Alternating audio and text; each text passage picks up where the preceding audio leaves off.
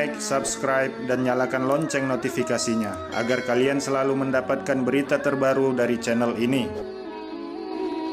Diriwayatkan dari Mu'adz bin Jabal radhiyallahu anhu dari Ibnu Abbas radhiyallahu anhu, ia berkata, kami bersama Rasulullah shallallahu alaihi wasallam berada di sebuah rumah sahabat dari golongan Ansor dalam sebuah jamaah.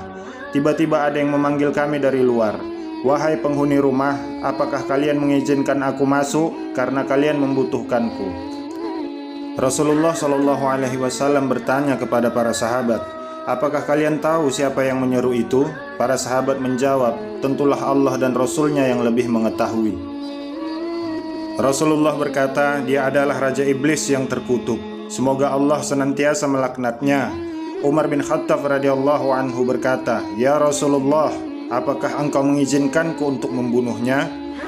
Nabi SAW berkata pelan, bersabarlah wahai Umar, apakah engkau tidak tahu bahwa dia termasuk yang tertunda kematiannya sampai waktu yang ditentukan pada hari kiamat? Sekarang silahkan buka pintu untuknya, karena dia sedang diperintah Allah Subhanahu wa ta'ala. Ibnu Abbas berkata, maka dibukalah pintu. Kemudian iblis masuk ke tengah-tengah kami dengan wajah seorang yang sudah tua bangka dan buta sebelah matanya. Dagunya berjenggot sebanyak 7 helai, rambut panjangnya seperti rambut kuda, kedua kelopak matanya memanjang ke atas, tidak ke samping, kepalanya seperti kepala gajah yang sangat besar. Gigi taringnya memanjang keluar seperti taring babi, kedua bibirnya tebal seperti bibir macan. Dalam kitab Tanbihul Ghafalin oleh Imam Abu Al-Lasyid As-Samarqandi diceritakan tentang pertemuan Rasulullah dengan Raja Iblis dan terjadinya dialog di antara keduanya yang disaksikan oleh para sahabat.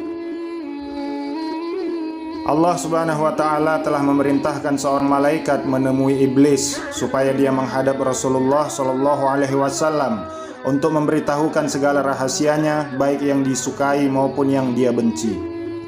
Inilah cara Allah Subhanahu wa ta'ala untuk meninggikan derajat Nabi Muhammad sallallahu alaihi wasallam dan juga sebagai peringatan dan perisai kepada umat manusia.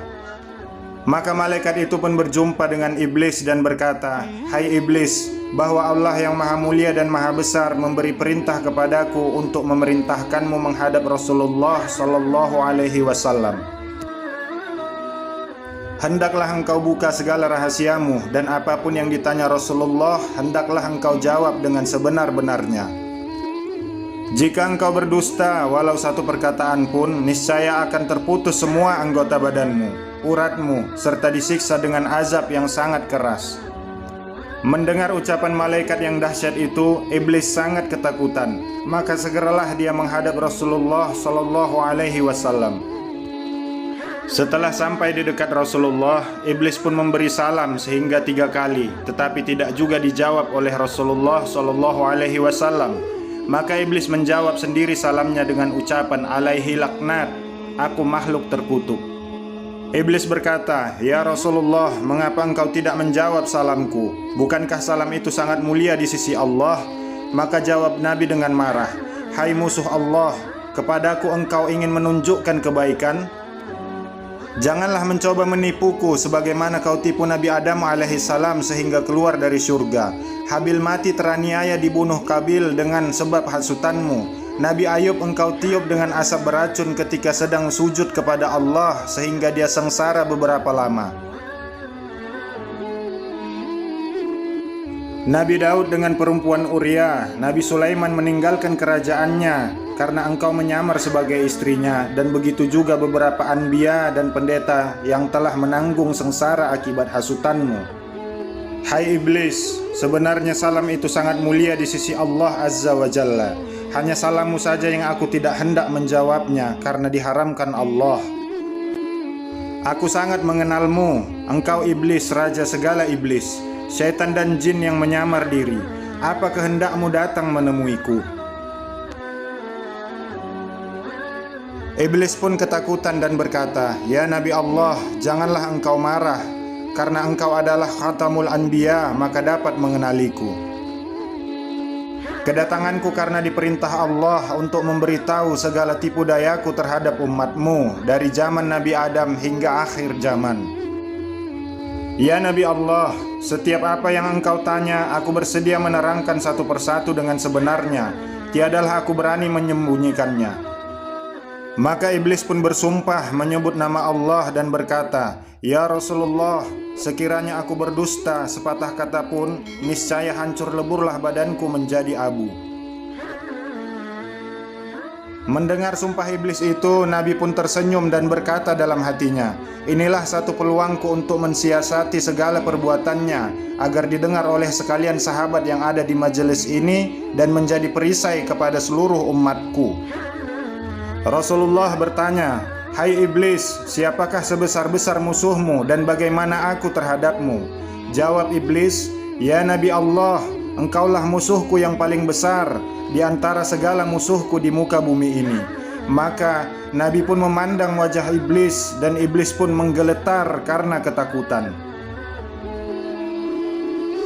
Sambung iblis, ya khatamul anbiya, adapun aku dapat merubah diri seperti sekalian manusia, binatang, dan lainnya hingga rupa dan suara tidak berbeda, kecuali dirimu saja yang tidak dapat aku tiru karena dicegah oleh Allah. Kiranya aku menyerupai dirimu, maka terbakarlah diriku menjadi abu. Rasulullah bertanya lagi, hai iblis, bagaimana perbuatanmu kepada makhluk Allah? Iblis berkata, adalah satu kemajuan perempuan yang meregangkan kedua pahanya kepada laki-laki yang bukan suaminya, membuka setengahnya hingga mengeluarkan benih yang salah sifatnya. Aku goda semua manusia supaya meninggalkan sholat, berbuat durhaka, dan aku lalaikan mereka dengan harta benda emas, perak, permata, rumahnya, tanahnya, ladangnya, supaya hasilnya dibelanjakan ke jalan yang haram. Demikian juga ketika pesta yang bercampur antara lelaki dan perempuan. Di sana aku lepaskan sebesar-besar godaan supaya hilang peraturan dan meminum arak. Apabila terminum arak itu, maka hilanglah akal, fikiran dan malunya. Lalu aku ulurkan tali cinta antar keduanya dan terbukalah beberapa pintu maksiat yang besar. Aku bisikkan perasaan hasad, dengki hingga kepada pekerjaan jinah.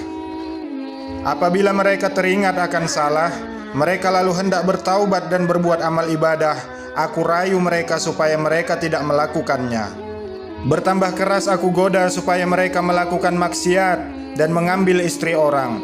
Bila kena goda hatinya, datanglah rasa ria, takabur, megah, sombong, dan melengahkan amalnya. Bila pada lidahnya, mereka akan gemar berdusta, mencela, dan mengumpat. Demikian aku goda mereka setiap saat. Rasulullah bertanya lagi, hai iblis, mengapa engkau bersusah payah melakukan pekerjaan yang tidak mendatangkan faedah, bahkan menambah laknat yang besar serta siksa yang besar di neraka yang paling bawah? Hai yang dikutuk Allah, siapakah yang menjadikanmu? Siapa yang melanjutkan usiamu? Siapa yang menerangkan matamu? Siapa yang memberi pendengaranmu? Siapa yang memberi kekuatan anggota badanmu? Iblis menjawab, semuanya itu adalah anugerah dari Allah yang maha besar juga. Tetapi hawa nafsu dan takabur membuatku menjadi jahat sebesar-besarnya. Engkau yang lebih tahu bahwa diriku telah beribu-ribu tahun menjadi ketua seluruh malaikat, dan pangkatku telah dinaikkan dari satu langit ke satu langit yang tinggi. Kemudian aku tinggal di dunia ini beribadah bersama sekalian malaikat dalam beberapa waktu lamanya. Tiba-tiba datang firman Allah Subhanahu wa ta'ala hendak menjadikan seorang khalifah di dunia ini, maka aku pun membantah. Lalu Allah menciptakan Adam dan diperintahkan seluruh malaikat memberi hormat kepada Adam, kecuali aku yang ingkar. Oleh karena itu Allah murka kepadaku, dan wajahku yang tampan, rupawan, dan bercahaya itu tertukar menjadi keji dan kelam. Aku merasa sakit hati. Kemudian Allah menjadikan Adam raja di surga, dan dikaruniakan seorang permaisuri Siti Hawa yang memerintah seluruh bidadari. Aku bertambah dengki dan dendam kepada mereka. Akhirnya aku berhasil menipu mereka melalui Siti Hawa yang menyuruh Adam memakan buah kuldi, lalu keduanya diusir dari surga ke dunia. Keduanya berpisah beberapa tahun dan kemudian dipertemukan Allah di padang Arafah, sehingga mereka memiliki beberapa orang anak. Kemudian aku hasut anak lelakinya Qabil supaya membunuh saudaranya Habil. Itu pun aku masih tidak puas hati, dan berbagai tipu daya aku lakukan sehingga hari kiamat. Sebelum engkau lahir ke dunia, aku beserta bala tentaraku dengan mudah dapat naik ke langit untuk mencuri segala rahasia, serta tulisan yang menyuruh manusia beribadah, serta balasan pahala dan surga mereka. Kemudian aku turun ke dunia dan memberitahu manusia yang lain daripada apa yang sebenarnya aku dapatkan dengan berbagai tipu dayaku, hingga mereka tersesat. Tetapi ketika engkau lahir ke dunia ini, maka aku tidak dibenarkan oleh Allah untuk naik ke langit serta mencuri rahasia lagi, karena banyak malaikat yang menjaga di setiap lapisan pintu langit. Jika aku bersikeras juga hendak naik, maka malaikat akan melontarkan anak panah dari api yang menyala. Sudah banyak bala tentaraku yang terkena lontaran malaikat itu, dan semuanya terbakar menjadi abu. Maka besarlah kesusahanku dan bala tentaraku untuk menjalankan tugas menghasut. Rasulullah bertanya lagi, "Hai iblis, jika umatku sholat karena Allah, bagaimana keadaanmu?" Iblis berkata, "Inilah sebesar-besar kesusahanku, gemetarlah badanku, lemahlah tulang sendiku.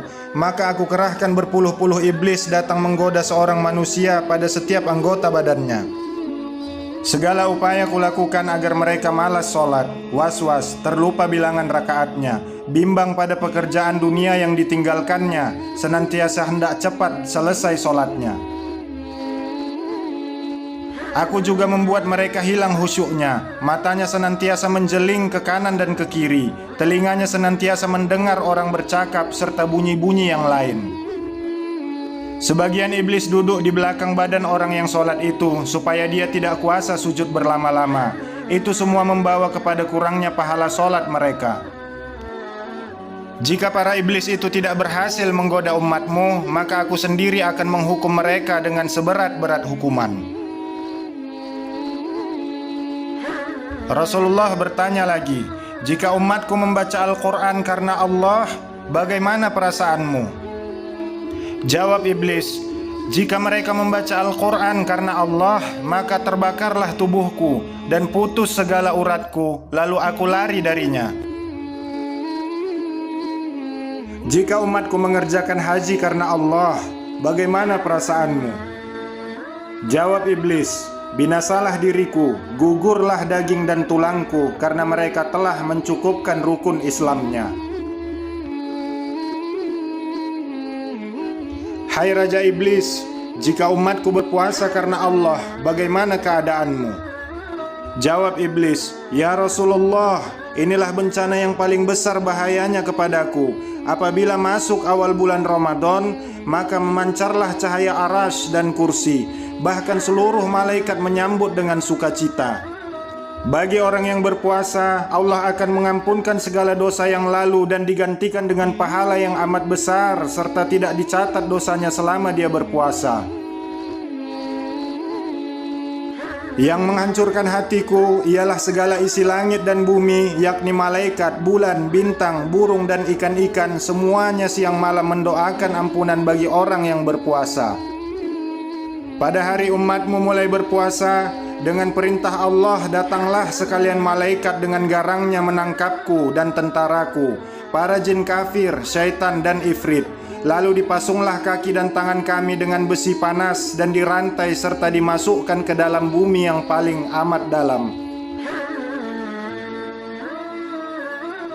Di sana pula beberapa azab yang lain telah menunggu kami, hingga setelah habis bulan Ramadan barulah kami dilepaskan. Umatmu telah merasakan ketenangan berpuasa dan bersahur seorang diri di tengah malam tanpa rasa takut dibandingkan bulan biasa.